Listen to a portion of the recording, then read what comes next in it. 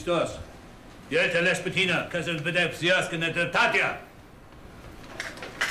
Premios! Lato naze! I feel that Dracula is very sacramental, and Dracula, in an odd way, is kind of like Christ-like, and it's about the sacrament, and it's about also God's ultimate responsibility and pledge to us, as well as ours to God's, because God is an element in this story. And the whole question of evil, God plays a role. The idea was to portray Dracula finally as a charismatic, tragic hero that he really was, not just another blood-sucking monster that we had to do away with. This was a man who lost his soul. And action camera. Blood! Oh, God. I have tried to play him as rather like Raphael, like a fallen angel, so that there's always that good and bad paralleling one another. Makes it more interesting. No. Are you okay? Yes. All right. No. Yeah. Now that's method.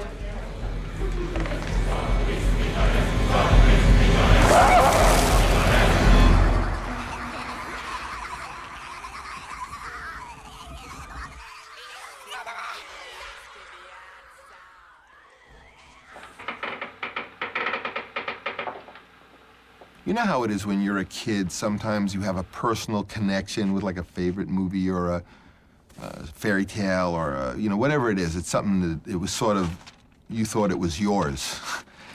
I remember as a kid, loving horror films, and in particular Dracula. And I remember going to the Encyclopedia Britannica as a kid and looked up Dracula and went and saw Vlad the Impaler, and I was like just thrilled to think that it was really a guy. I agreed with everybody that would say, why another Dracula? I had grown up on the Hammer films, the English Hammer films, Roger Corman movies. I had seen Billy the Kid versus Dracula at the drive-in. To me, Dracula was just this sort of exploitation, blood-sucking monster who wasn't very attractive. And then in 1977, I read the novel. Because to me, Dracula was an epic, sweeping, gothic romance on a scale we had never seen before. The other reason to do Dracula was to bring, for the first time, into the Stoker story, the true historical Dracula that was a national hero, that was a knight sworn to protect the cross of Christ and the church in the 15th century.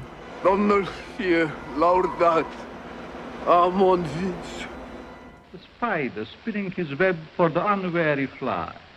The blood is the life, Mr. Renfield. Soy Drácula. No podía usted ser más oportuno. There were so many of them, but no one ever did the book.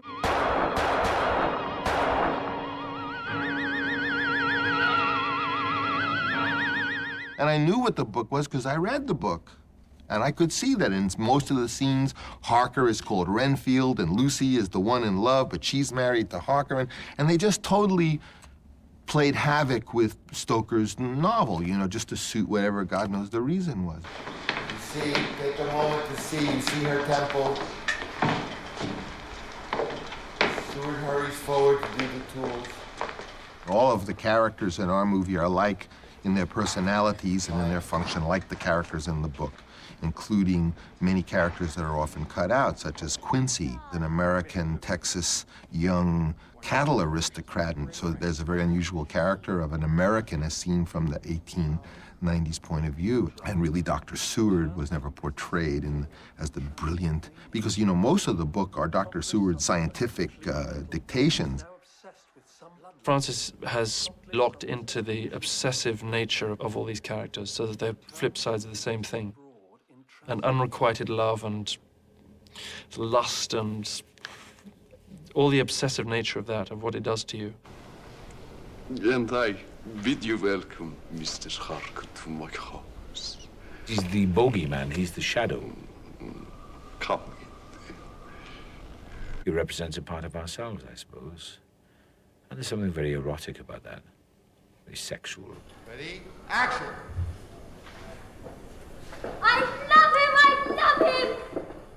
I mean, I love the book, and then in the script with the love story between Mina and Dracula, it's really romantic, and I had to kind of start feeling like how Lucy felt, that complete obsession and wanting to be controlled. Yeah, I mean, she's just, they're two young women in this kind of moment of moody change, too, you know, so that I want to, you know, emphasize less Lucy the tart and more Lucy the soul. And their real connection, what's happening. Action! I love him, Mina. It's so wonderful to say it. I love him. And I've said yes. Lucy, finally, don't tell me. It's the Texan with the big No, to my dear number 3, Lord Arthur Homewood. Lord and Lady Homewood. Thunder. Run away in, run into it. Thunder. Okay, now lightning. Come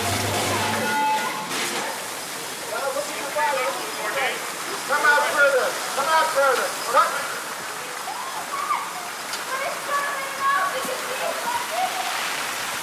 Oh, I feel so free. You're so free.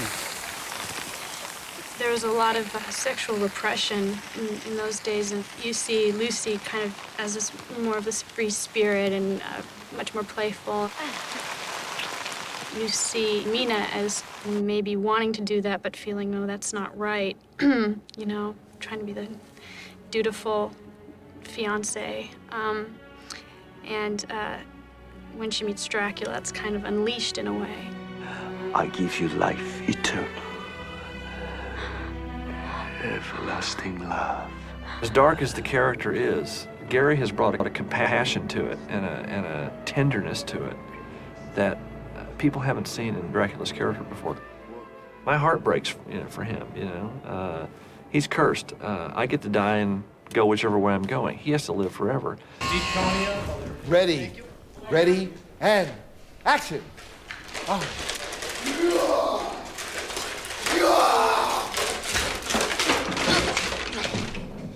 Cut. Fuck. Cut. Anyone killed? If I do it like this time and I miss, you can shoot me.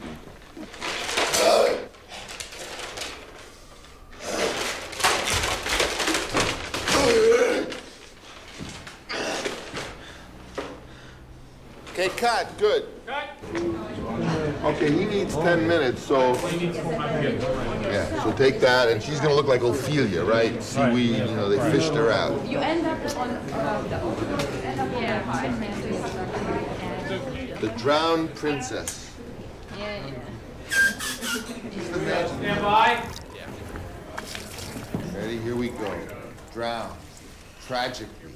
Margaret. And ready? Take your breath. And die. Get that. Action. Drown. His beloved wife, or wife-to-be, literally, like Romeo and Juliet, commits suicide. And then the priests tell him that she's damned because she took her own life.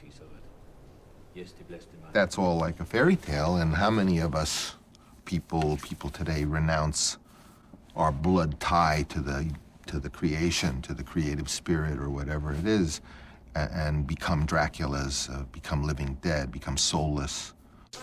As just the fact that he's coming. Yeah. Can I have a Polaroid taken with you? My scrapbook.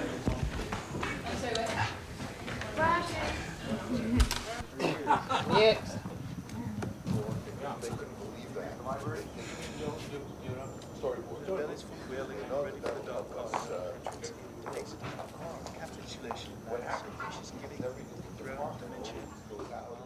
The cast was brought up to Napa Valley for a week to work on it, and Francis throws it out.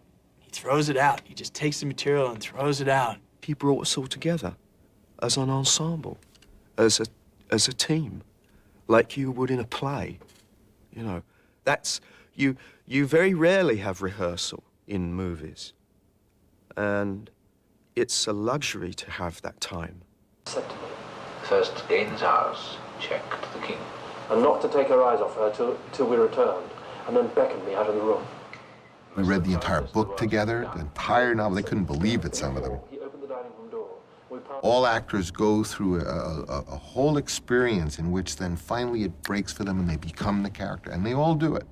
Some much later than others, some when you're halfway through the movie, but each one of them has a little, sometimes just a dumb secret, a simple little experience so that they overcome, and then on the other side of that, they're home free as far as their characters. And of course, I always try to have them have that experience as early during the shooting as possible, and so I like to be with them. And you know, I was a drama counselor with little kids, so you know, it's a beautiful place in the country, and they come, and a lot of them lived in my house like my kids, you know, used to do. Yeah, it's real, but acted as though you were silent film actor. In other words, in some of it, it was kind of making fun of that kind of. I'm saying play it for real as though we really were making the movie, except to express what the situation is through your pantomime.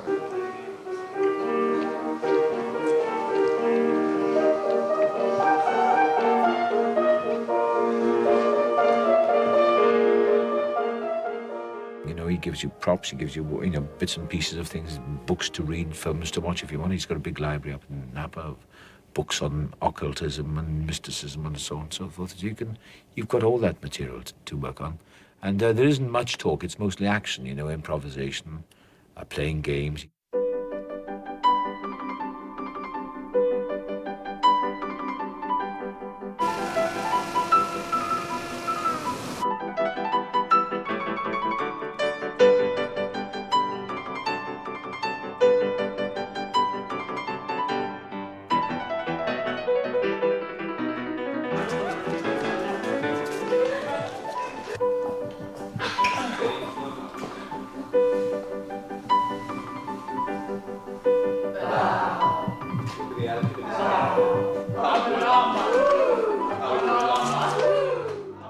I remember feeling stupid. I was at times full of exhilaration.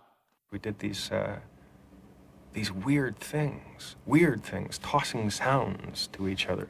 I go, bah, like that. And I'd take that and say, doing, doing, and then you pass it around, so you just have to be very alert. It doesn't allow you to think and indulge in what you're going to talk about or what you think this character is going to be doing. You just have to react. And I go, zoop, zing, there. whoa, Woo! Drawing. And it's like the most ridiculous thing in the world. But I guess, teaches you to listen, and it breaks the ice. You're not, you no longer feel so stupid talking to Tony Hopkins about, an acting choice after you've thrown a stupid noise at him, Scene 11, page 47. Page 47. Nina's running through the garden, a letter in her hand, her excitement building. Page 48. Right? 47. 47. Do I have a different script? 46, isn't it? Oh, yes. The bottom. This I cannot read. This is 48. This is on the other side. Have I got the wrong script? Everything was very wobbly. Didn't seem to be any foundation. And, I come from British culture, where everything is very disciplined and laid down and foundation, and you go in and you learn your lines and all that boring stuff. And you get tired of that system of work. So it was interesting working with Francis because everything was uncertain. You never knew from day to day what the scenes were going to be because pages would suddenly vanish from the script and then you get new rewrites. See the idea that I'm trying to have a memorable moment between Lucy and here are two big characters meeting for the first time. After we read the book, I said, if anyone can see something from the book that's not in the script that you think it ought to be, please send to me and we'll put out a script that has it all in. So they all did. And of course, they all made their parts 3 times bigger. And we put out the script and there it was. Lucy? Bram van Helsing, charmant. Dr. Van Helsing. You'll be the beautiful Madame Mina, dear friend to our Lucy, yes. Working at night, I go home and I look at the script, I stare at the page, I go over and over, and suddenly these ideas come. And I said to my, next day we started rehearsing, I said, I'd like to dance with it. He said, why? I said, I don't know, I'd just like to take her and I'd smell her face because I know she's been with Dracula. Let's stop the presses. Stop. We don't have to change it. We don't have to print it out. No, but we should. You know, we have all these scenes. Every time we pin it down, it's another nail out of my coffin. We did it, and you see, that's it. That's great. And then they rewrote the script, that scene. Young lovers! Hey, now listen.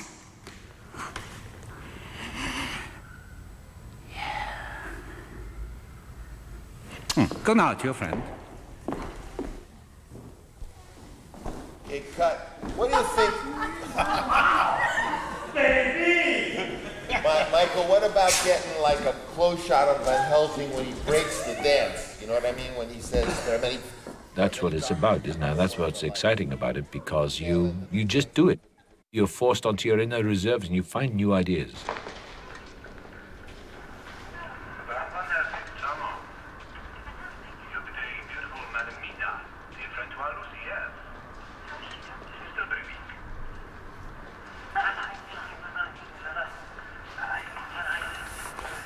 I remember that day. Remember that day? What did we have for dinner? Let's try another rehearsal, please. God help us. Dr. Van Helsing is loose. What a loony. Because when you get to the set, it's all there for you. And then it all fuses together. And then it proves to you that the rehearsal was worth it. The darkness is in life, my child. And there are lights. You're one of the lights. The light of all light. Go now, see your friend. Cut. Good. Once again. He's like a chef, I guess. He mixes it all up, and then out comes the scene. It's been the most interesting film I've ever been on.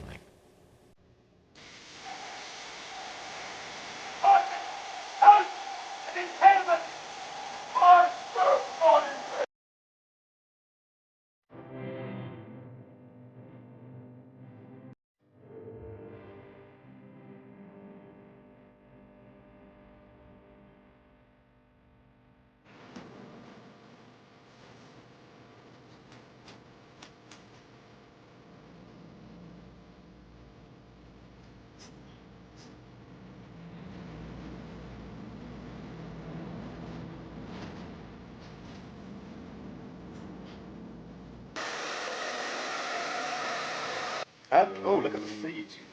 You should try these on right now to see how they fit in case we...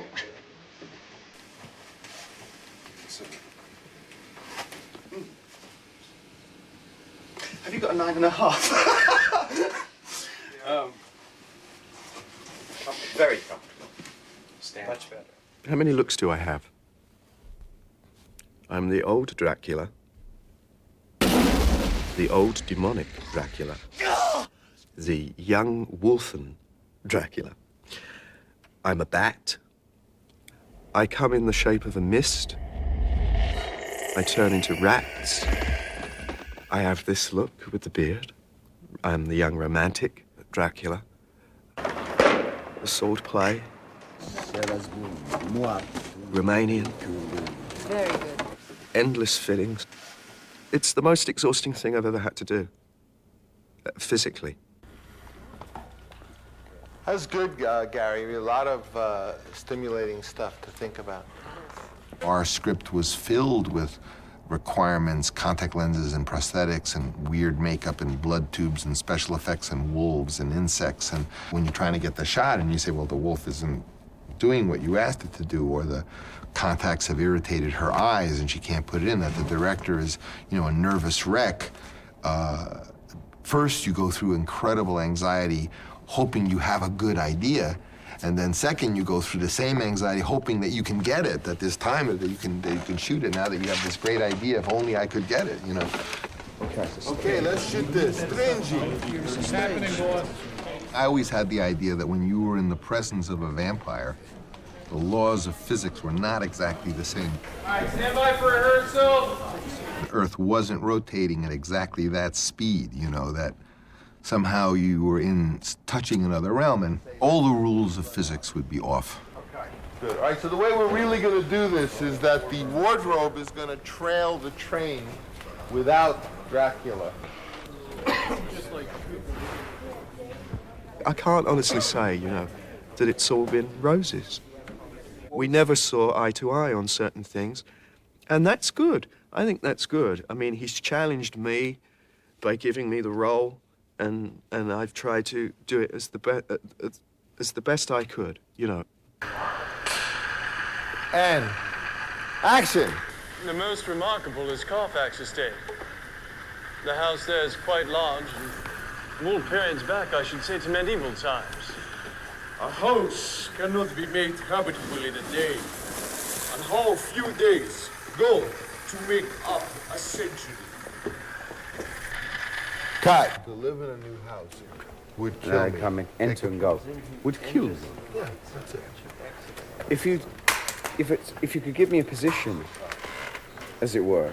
Your entrance position is where you come right in, where you were coming in. You know, right? You come in right. Where it's just at the top of the stairs. You're as equally below him as you were above him.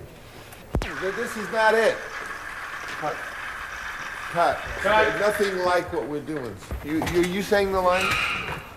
No, because the only way to do it is to say the lines, because then you know that when you're at that line, to live in a new house would kill me. I don't know what you're waiting for, because we can't kill you. You're the one doing No, the I'm waiting for Keanu. All I'm doing is waiting for Keanu, because I can start... What are you waiting for Keanu for? Keanu never does anything. You just walk right out of the thing.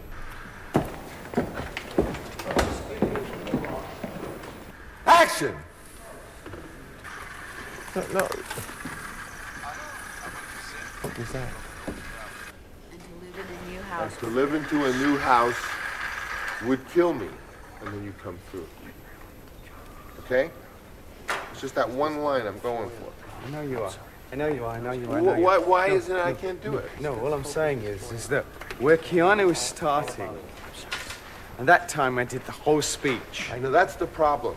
All I need is a mark, even if it's a white chalk mark on the step. There isn't such a mark. It goes by the line. Yes, but then I can enter.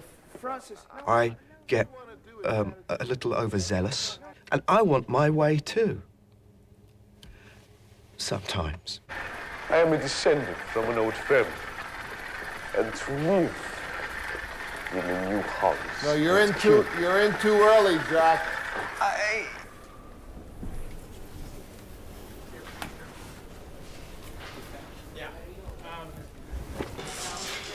Okay. Mark that.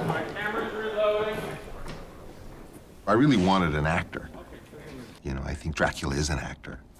You know, the devil is an actor, because there is no such thing as evil. There is no devil. You need an actor to impersonate the devil. Okay, this is it. This is it, Anthony Hopkins. This time you go too far. This time you go over the end into the evil. Action. You tortured and impaled thousands of people. I served the cross in vain. I was betrayed. Look what your God has done to me.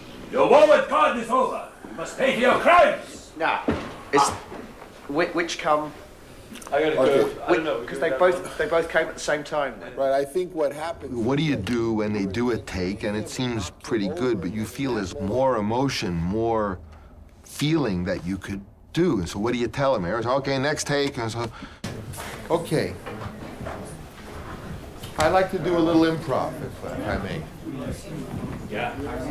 Gary can come and kind of whisper to you and talk to you and scare them with the force of darkness. Do something, you know, private with them, and, you know, like trying to just be scary in terms of like force you on, get them all in that mood, and just do that. And you yourself work for demonic possession.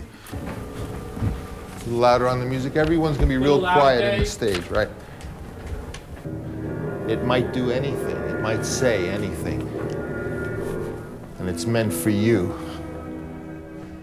That was spooky. He would stop and in someone's ear, you know, he would say something really demonic and twisted and sick.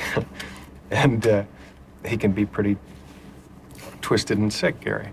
And it was really frightening because you didn't know when he was going to pop up in your face. What is this? A cross. He said, frighten them. Which is like giving me, you know, you don't really want to do that with me.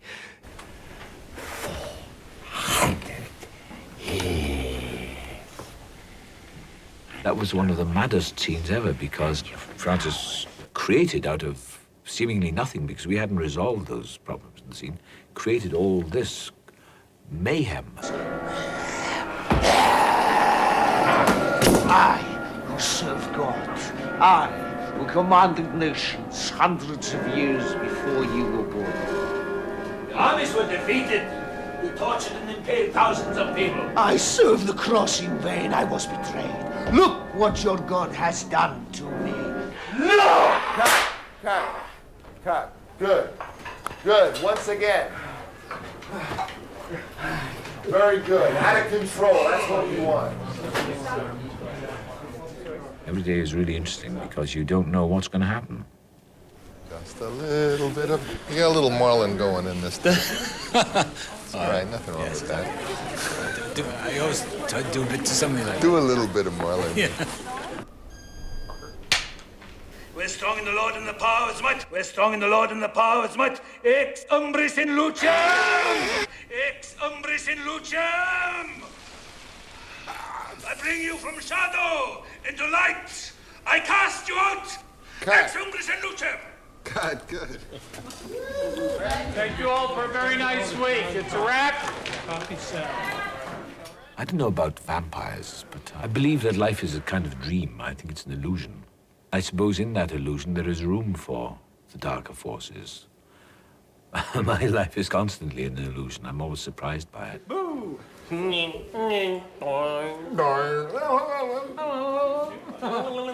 Okay, here we go.